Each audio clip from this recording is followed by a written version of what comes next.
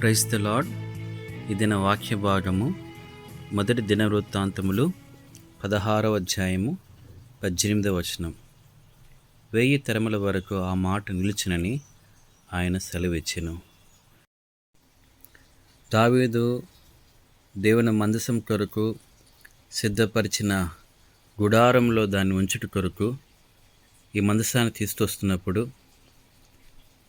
యెహోవాను స్తుతించుటకు దావీదు రచించిన కీర్తనను ఆసాపు చేతికిచ్చి ఈ విధంగా స్తుతించమని చెప్పిన వాక్య భాగంలో ఈ మాట మనం చదువుతుంటున్నాం.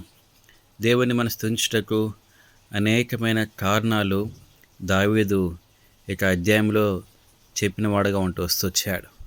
అలాగే ముఖ్యంగా ఈ యొక్క 18వ వచనంలో మనం జ్ఞాపకం చేస్తున్నప్పుడు దేవుడు తన ప్రజలతో తన పితరులతో చేసిన నిబంధనను జ్ఞాపకం చేసుకుని దేవుని మనం స్తుతించవలసిన వారు ఉంటున్న విషయాన్ని తెలియజేస్తుంటున్నది.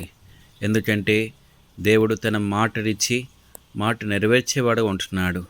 1000 తరముల వరకు కూడా ఆ మాటను జ్ఞాపకుంచుకొని తన పిల్లల పక్షంగా నెరవేర్చేవాడు ఉంటున్నాడు. అబ్రాహాముతో, ఇస్సాకుతో, యాకోబుతో చేసిన ప్రమాణములు నేటి దినమున దేవుడు నెరవేర్చాడని దావీదు జ్ఞాపకం చేసుకుని దాన్ని బట్టి కూడా మన దేవుని స్తుతించవలసిన విషయాన్ని తెలియజేస్తూ వచ్చాడు. అలాగేగా దేవుడి యొక్క నమ్మకత్వాన్ని బట్టి, దేవుని యొక్క వాగ్దానాలను బట్టి మనం ప్రభువును ఎల్లప్పుడూ స్తుతించవలసిన వారు ఉంటున్నాం. ఆయన మాట స్థిరము, ఆయన చెప్పినది చేసేవాడు ఉంటున్నాడు. ఈ దినమున మన జీవితంలో అనేక వాగ్దానాలు దేవుడు ఇచ్చినప్పుడు దాన్ని నెరవేర్చుటకు దేవుడు శక్తిమంతుడుగా ఉంటున్నాడు. ప్రభు ఈ దినమున మనకు ఆ రీతి సహాయం చేయనుగాక. ఆమేన్.